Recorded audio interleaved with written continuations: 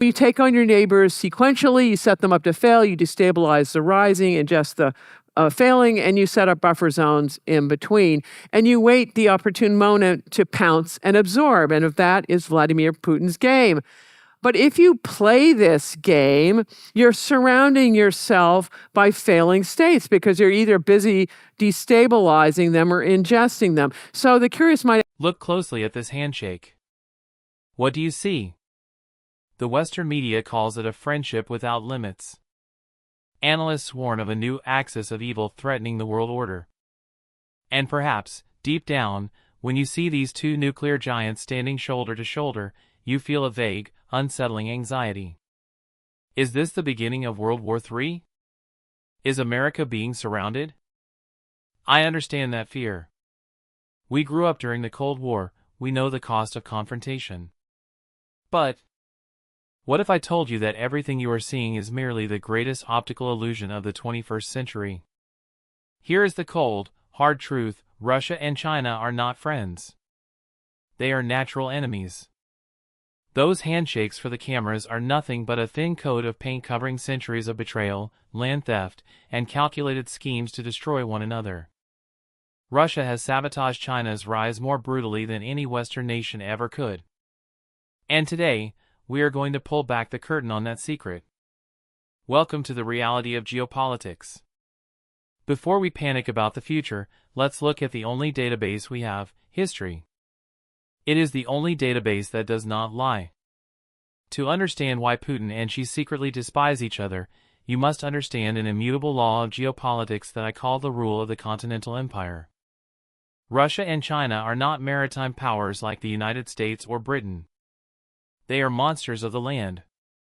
And their number one rule for survival is this: never allow a great power on your border. Why? Because today's friend is tomorrow's foe. If you are Russia, you do not want a powerful China to your south, eyeing your sparsely populated but resource-rich Far East. If you are China, you can never forget the vast territories to your north that your Russian friend swallowed whole when you were weak. This relationship may look warm on the outside, but inside, it is colder than a Siberian winter. The most accurate image is not two friends marching forward together, but a large man gripping the arm of a smaller man, dragging him back, preventing him from getting ahead. For centuries, Russia has been that large man. Let's rewind time, not by years, but by centuries. Both of these empires play by the same ruthless playbook: to be safe, you must make your neighbors weak. How do you do that? You divide them. You swallow their buffer zones. You fund their civil wars. You wait for the moment they are on their knees, and then you strike. That is exactly the Game of Thrones that Vladimir Putin inherited from the Tsars and his Soviet predecessors. Many Americans wonder, why are Russia and China so unlucky to be surrounded by such unstable nations? The answer is, they aren't unlucky. They are complicit. They create the chaos so they can rule over it. And throughout modern history, the biggest victim of Russia's strategy of manufactured chaos has been China itself. I will present the first undeniable proof: how Russia took advantage of a dying China to tear a massive piece of flesh from the dragon's body. Fasten your seatbelts, because the truth is far more brutal than you think. Imagine if the United States suddenly lost a territory the size of Texas and California combined, without a single shot being fired in its defense. Gone. Overnight.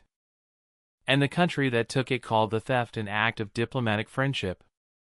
This sounds like fiction, but for China, this is a burning historical memory that has never healed.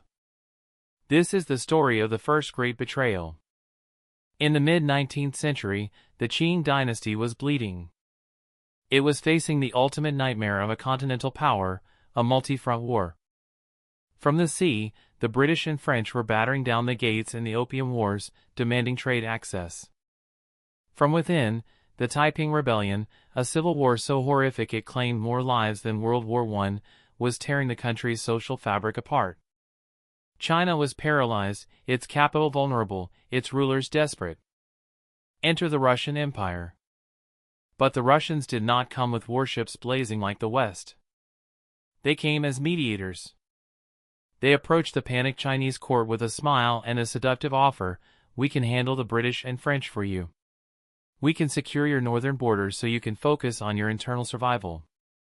To the exhausted Qing rulers, who were vague on geography and overwhelmed by threats, it sounded like a lifeline.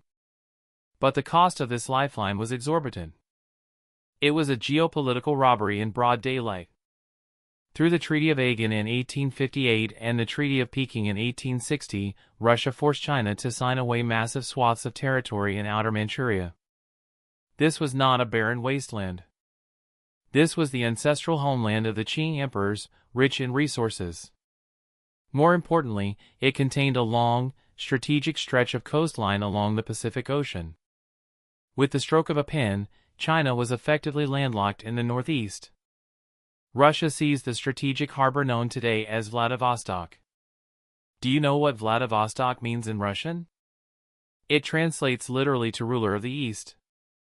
Every time a Chinese nationalist looks at a map of Russia's Pacific coast today, they do not see Russian soil. They see stolen Chinese land. They see the site where their access to the Sea of Japan was cut off by a friend who promised to help, only to lock the door and throw away the key. This distinction is crucial for understanding the deep-seated mistrust today. When Western powers like Britain attacked China, they wanted trade ports, small dots on a map like Hong Kong, to make money. But Russia? Russia played by the rules of the Continental Empire. They didn't want trade, they wanted land. They wanted to permanently expand their borders at the expense of their neighbor. This annexation created a permanent scar on the Chinese psyche. It proved that Russia's strategy was to destabilize and ingest. By keeping China focused on internal chaos and external threats from the sea, Russia quietly carved out its own empire in the east. But you might ask, that was the Tsars. Surely things changed when the communists took over? Surely the Soviet Union treated their comrade China better? That is exactly what the Chinese thought. We will uncover the century's biggest lie, the promise that the Soviet Union made to return all stolen land, and the brutal reality of what they actually did when the Bolsheviks came to power. The betrayal did not end, it simply changed its name. If you think the annexation of the coastline was the end of Russia's ambition, you are mistaken. It was merely the appetizer.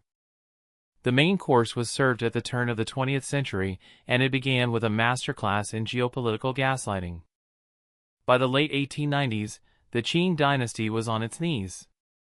In the First Sino-Japanese War, a rising Japan humiliated China, destroying its navy and demanding the strategic Liaodong Peninsula. China was desperate. They looked around for a friend, a protector, anyone who could stop the Japanese advance. And who stepped forward? Russia. Russia, along with France and Germany, orchestrated the triple intervention. They bullied Japan into returning the Liaodong Peninsula to China. Imagine the relief in Beijing.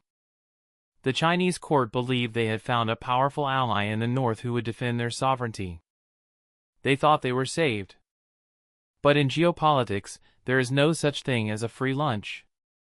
The bill for Russia's help came due almost immediately, and it was devastating. Less than 3 years after forcing Japan to leave the Liaodong Peninsula, Russia marched in and took it for themselves. They didn't just occupy it, they leased the strategic Port Arthur and turned it into their own warm water naval base. They took the very prize they had denied Japan. For China, this was a betrayal of Shakespearean proportions. The savior was just another conqueror wearing a different mask. But Russia's plan was not just about ports. It was about penetration. To cement their control over this new territory, they demanded the right to build the Chinese Eastern Railway across Manchuria. Now, you might think, it's just a railway. Isn't infrastructure good for trade? Do not be naive. In the era of empires, a railway was not a tool of commerce, it was a weapon of war. This railway was a steel spine that connected Siberia directly to the heart of China. It allowed Russia to move troops, tanks, and heavy artillery thousands of miles in days rather than months. It came with railway zones, strips of land on either side of the tracks where Russian law applied, not Chinese law. It was effectively a state within a state. Through this iron tentacle, Russia turned Manchuria into a Russian sphere of influence. They controlled the economy, the military movement, and the political destiny of a region that was legally part of China. This ruthless expansionism did not go unnoticed. It led directly to the Russo-Japanese War of 1904, a war fought entirely on Chinese soil, destroying Chinese villages and killing Chinese civilians, all to decide which foreigner would get to own China's backyard. This period taught the Chinese elites a brutal lesson that burns to this day: Russia's friendship is a Trojan horse. When they offer protection, they are actually preparing for occupation. But as the Qing dynasty collapsed and the 20th century dawned, a new group of Russians came to power, the Bolsheviks. They promised to be different. They promised to tear up the old treaties and return what was stolen. Was this finally the dawn of a true alliance? Or was it the beginning of the most sophisticated lie in history? We will expose the Karakan Manifesto, the Soviet promise that seduced a nation, and the calculated deception that followed. When the Russian Tsars fell and the Bolsheviks seized power in 1917, the world held its breath. For China, this seismic shift offered a glimmer of desperate hope. The new Soviet leaders claimed to be anti-imperialist. They claimed to be champions of the oppressed. They shouted to the world that they were nothing like the greedy Western powers or the Japanese. And in 1919, they put those words into writing. It was called the Karakan Manifesto, issued by Lev Karakan, a deputy foreign minister of the new Soviet state. To the Chinese, this document looked like a miracle. In it, the Soviets declared, "We are not imperialists. We are Bolsheviks. We will return all the lands taken by the Tsars. We will tear up the unequal treaties. We will ask for no payments. We want to be your friend forever." Imagine the psychological impact of this. After a century of being humiliated, robbed, and carved up by foreign powers, here was a major neighbor offering to give everything back for free. It was intoxicating. It created the foundation for the myth of Sino-Soviet friendship. It made Chinese intellectuals look to Moscow not just as a neighbor, but as a mentor and a savior. But here is the catch. The Bolsheviks made this offer when they were weak, fighting a brutal civil war and desperate for any ally they could find. It was a strategic seduction, not a moral awakening. As soon as the Bolsheviks won their civil war in 1922 and consolidated power, the tune changed instantly. The original generous offer vanished. In its place came a new version of the manifesto. I have seen the documents in the archives. The new message was essentially, "We are willing to negotiate about these things." The promise of giving everything back evaporated. The Soviets did not return the massive concession areas, which were far larger than anything the British held in Hong Kong, until the mid-1950s. Think about that. The so-called imperialist Western powers returned most of their concessions to China long before the friendly Soviets did. Yet, because of that initial lie, that beautiful, empty promise in 1919, Russia successfully branded itself as China's revolutionary partner. They used this goodwill to insert themselves deeply into Chinese politics, setting the stage for decades of manipulation.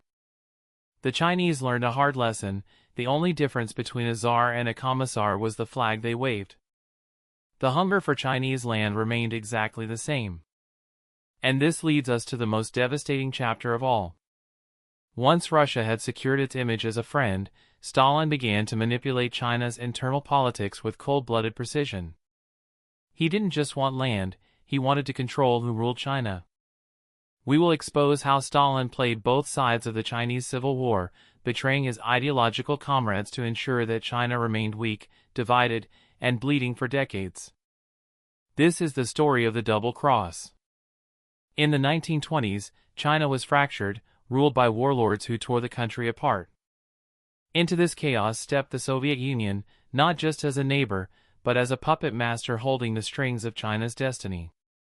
This era reveals the cold, hard truth about the so-called ideological bond between Russia and China.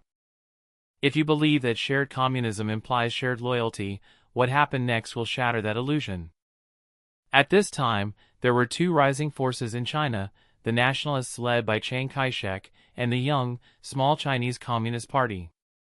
Logic dictates that the Soviet Union would support the Communists, their ideological brothers. But Stalin did something baffling. He poured money, arms, and advisors into the nationalists. Why? Because Stalin did not want a strong, independent communist China. He wanted a controllable China. He forced the small Chinese Communist Party to dissolve its independence and join the nationalists in what was called the First United Front. The Chinese Communists were terrified. They knew the nationalists despised them. They pleaded with Moscow, "Let us fight on our own. If we merge with them, they will kill us." Stalin's response was a cold refusal. He needed the United Front to succeed not for China's sake, but for his own political survival in Moscow. He was locked in a power struggle with Leon Trotsky. Trotsky argued for permanent revolution worldwide, while Stalin argued for socialism in one country. To prove Trotsky wrong, Stalin needed to show that he could manipulate the Chinese bourgeois revolution from afar. So, he ordered the Chinese Communists to stay in the trap. He treated them not as comrades, but as disposable pawns on a chessboard. The result was a bloodbath. In 1927, as the Nationalist Army swept through Shanghai, Chiang Kai-shek did exactly what the Chinese Communists had feared. He turned his guns on his allies. In the streets of Shanghai, thousands of communists were rounded up and executed. The pavement ran red with the blood of the very people Stalin had promised to protect. This catastrophe decimated the Chinese Communist Party. It forced survivors like Mao Zedong to flee into the wilderness, starting a desperate struggle for survival that would last for decades. But here is the most cynical part: Stalin didn't grieve. He used this failure to consolidate his own power. He blamed the Chinese for not following orders correctly, and he used the chaos to sideline his rival Trotsky. China paid the price in blood for a Russian political debate. This betrayal planted a seed of bitterness in Mao Zedong that never truly died. He realized that to the Russians, Chinese lives were simply currency to be spent. However, Stalin wasn't finished. As World War II approached, he would play this card again. He would force his comrades into yet another alliance, one that would save Russia from fighting on two fronts, while leaving China to burn in the flames of the Japanese invasion. We will uncover how Stalin masterminded the Second United Front to use China as a human shield against Japan, protecting the Soviet border while millions of Chinese died. By the 1930s, the mask of Communist Brotherhood had completely slipped, revealing the cold face of Russian imperialism underneath. If the previous decades were about political manipulation, this decade was about brute force and survival, at China's expense. The first crack in the facade appeared in 1929. A Chinese warlord in Manchuria, Zhang Xueliang, decided it was time to test the Soviet promise of anti-imperialism. He attempted to take back control of the Chinese Eastern Railway, the very railway that Tsarist Russia had built on Chinese soil. If the Soviets were truly friends who rejected imperialism, they would have handed it over. Instead, they did exactly what a colonial power would do. They invaded. The Red Army deployed over 100,000 troops, tanks, and aircraft into Manchuria. They crushed the Chinese forces effortlessly. It was a humiliating public lesson: the Soviet Union would kill Chinese soldiers to keep its colonial possessions. But this was just a skirmish compared to the grand strategy that followed. As the 1930s progressed, Stalin faced a nightmare scenario. To his west, Nazi Germany was rising. To his east, Imperial Japan was expanding. The Soviet Union was facing the terrifying prospect of a two-front war. Stalin knew he could not fight Hitler and the Japanese emperor at the same time. He needed a buffer. He needed someone else to keep the Japanese busy so they wouldn't attack Russia. That someone was China. Stalin needed China to fight Japan to the death. But there was a problem: the Chinese nationalists were too busy fighting the Chinese communists. As long as China was fighting a civil war, Japan could expand easily. Then came the moment that changed history, the Xi'an incident of 1936. Chiang Kai-shek, the leader of the nationalists and the sworn enemy of the communists, was kidnapped by his own generals. They wanted him to stop fighting the communists and focus on Japan. The Chinese communists were ecstatic. They had their butcher in captivity. They prepared to execute him. It would have been the ultimate revenge for the Shanghai massacre. But then, an order arrived from Moscow. It was from Stalin. Stalin ordered the Chinese communists to spare Chiang Kai-shek's life. Why? Was it mercy? Absolutely not. Stalin knew that Chiang Kai-shek was the only leader in China with enough authority to command a massive army. Only Chiang could lead a full-scale war against Japan. If Chiang died, China would fracture, and Japan would sweep through, eventually reaching the Soviet border. So, Stalin forced his comrades to release their enemy and form the Second United Front. The plan worked perfectly for Russia. When the nationalists and communists united, Japan was furious and launched a full-scale invasion of China in 1937. For the next 8 years, millions of Chinese soldiers and civilians died fighting the Japanese war machine. China was devastated. Its cities were flattened. Its economy was ruined. But for Stalin? It was a masterstroke.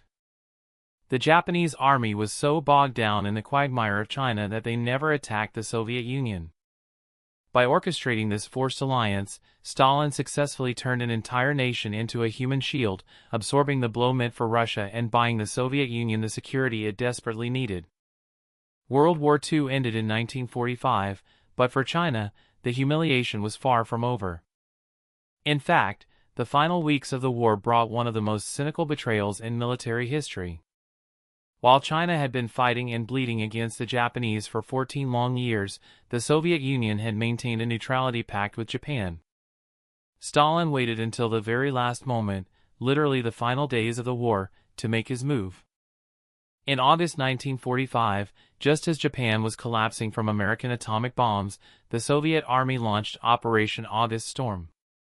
They swept into Manchuria, China's industrial heartland, claiming to be liberators. But they did not behave like liberators. They behaved like a liquidation crew. While the United States was preparing the Marshall Plan to spend billions of dollars rebuilding its allies in Europe, the Soviet Union did the exact opposite in China. They systematically stripped Manchuria bare. They dismantled factories, power plants, and mines. They took 80% of the metalworking equipment, 83% of the electrical power equipment, and loaded it all onto trains back to Russia. They deindustrialized China to rebuild Russia. They turned the lights off in Manchuria so the lights could come on in Siberia. But they didn't just take machines, they took land. Again. Stalin demanded a price for his help. He forced the Chinese nationalists to recognize the independence of Outer Mongolia. In reality, this was not independence, it was the creation of a Soviet satellite state. With the stroke of a pen, a territory larger than all U.S. states east of the Mississippi River was permanently severed from the Chinese sphere of influence. Stalin got exactly what the Continental Empire always wants, a massive buffer zone to keep China far away from Russian borders. You would think this abuse would stop when Mao Zedong and the Communists finally won the Chinese Civil War in 1949. Surely, Stalin would treat a fellow communist leader with respect? Wrong. The abuse only evolved. When the Korean War broke out in 1950, Stalin saw a golden opportunity. He encouraged Kim Il-sung to invade the South, knowing the United States would intervene. When the U.S. forces pushed back towards the Chinese border, Mao panicked and asked for Soviet air support. Stalin promised air cover. But when the Chinese troops crossed the Yalu River to fight the Americans, the Soviet planes were nowhere to be seen. Stalin had cold feet. He was terrified of a direct war with America. So, he let the Chinese go in alone. For 3 years, poorly equipped Chinese peasants fought the most powerful military machine in the world. Hundreds of thousands of Chinese died in the freezing mountains of Korea. And what was Stalin doing? He was watching from the sidelines, selling weapons to China, on credit, which China had to repay with interest, and delighted that his two biggest rivals, the USA and China, were bleeding each other dry. Stalin's strategy was ruthless but brilliant: fight to the last Chinese. By the time the war ended, China was isolated, bankrupt, and totally dependent on Russia. However, history has a sense of irony. Stalin died in 1953, thinking he had permanently secured Russia's dominance over a weak China. He was wrong.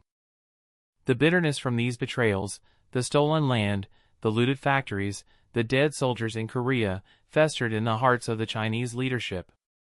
When China finally became strong enough to stand up, they didn't just want equality. They wanted revenge.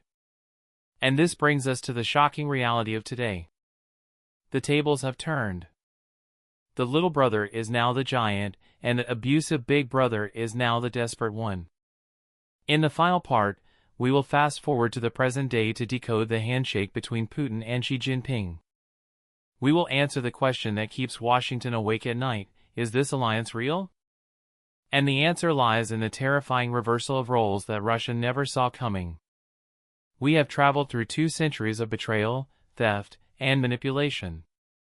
We have seen how Russia consistently sabotaged China's rise to keep its own borders safe. But history is not static. It moves in cycles. And today, the wheel has turned completely. Look at Vladimir Putin and Xi Jinping again. The handshake looks the same, but the power dynamic has shifted 180 degrees. For the first time in modern history, Russia is the weak junior partner, and China is the undisputed senior partner. The economy of China is now 9 times larger than Russia's. Its population is nearly 10 times bigger. The technology gap is widening every day. Putin's disastrous war in Ukraine has accelerated this shift. By isolating Russia from the West, Putin has backed himself into a corner where he has only one option left: China. And Xi Jinping knows it. Xi is not helping Russia out of charity. He is extracting the price for centuries of humiliation. He is buying Russian oil and gas at massive discounts. He is expanding China's influence into Central Asia, Russia's traditional backyard, without Putin daring to say a word. He is slowly turning Russia into an economic colony, a gas station that also has nuclear weapons. The nightmare of the Continental Empire has come true, but not for China. It is Russia that now faces a great power on its border that it cannot control. So, to answer the question that haunts the West, is this alliance real? No. It is a marriage of convenience for China, and a marriage of desperation for Russia. It is built not on shared values or trust, but on a temporary alignment of enemies. But geography does not change. The long border is still there. The memory of the stolen coastline is still there. The theft of Manchuria's industry is still there. As China continues to rise, its hunger for resources, water, land, energy, will grow. And where are those resources located? In the Russian Far East. In Siberia. In the very lands that Russia took from China when the tables were turned. The United States does not need to panic. We do not need to fear a permanent authoritarian bloc. We simply need to understand history. The seeds of conflict between the bear and the dragon are sown deep in the soil of Eurasia. If we are patient, if we are smart, and if we do not force them together through our own strategic blunders, gravity will take over. The weight of history, the clash of ambitions, and the rules of the Continental Empire will eventually tear this fake alliance apart. The handshake you see is not a bond of brotherhood. It is the grip of 2 wrestlers waiting for the other to blink. And in the long game of history, the dragon has finally learned how to outweight the bear. Thank you for watching.